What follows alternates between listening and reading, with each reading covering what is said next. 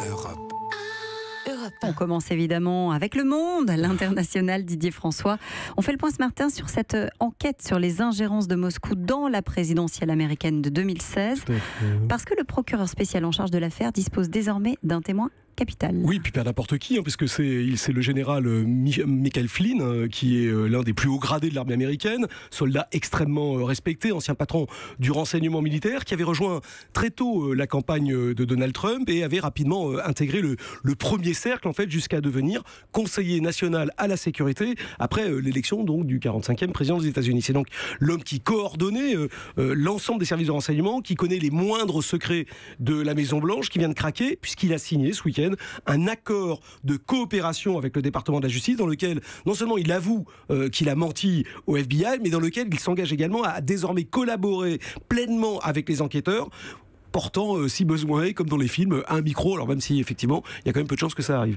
Dites-moi son revirement, c'est quand même une très très mauvaise nouvelle pour le président Trump. C'est extrêmement inquiétant pour la Maison-Blanche, puisque Flynn était personnellement chargé des contacts avec l'ambassadeur de Russie à Washington et qu'il reconnaît avoir fait passer à Vladimir Poutine des messages venant directement du beau-fils de Donald Trump. Alors le président n'est pas encore formellement mis en cause, mais quand même ça se rapproche assez dangereusement. Ouais, au point que Donald Trump s'est senti obligé hier soir de publier un tweet qui pourrait bien se révéler très compromettant. Alors ça, c'est vraiment effectivement la grande interrogation de la matinée aux États-Unis, puisque ce tweet, Donald Trump, dans ce tweet, il semble reconnaître qu'il savait dès le mois de février que le général Flynn avait menti au FBI, ce qu'il avait toujours nié. Et dans ce cas, alors c'est un peu technique, mais le problème, c'est qu'il se serait lui-même incriminé dans une autre affaire, qui est celle du limogeage du patron du FBI, qui lui, sous serment, devant une commission parlementaire, a bel et bien accusé Donald Trump de l'avoir viré parce qu'il refusait justement d'arrêter son enquête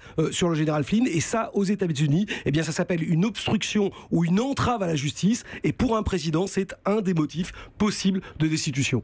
Et revoilà la procédure d'impeachment sur le tapis. Europe.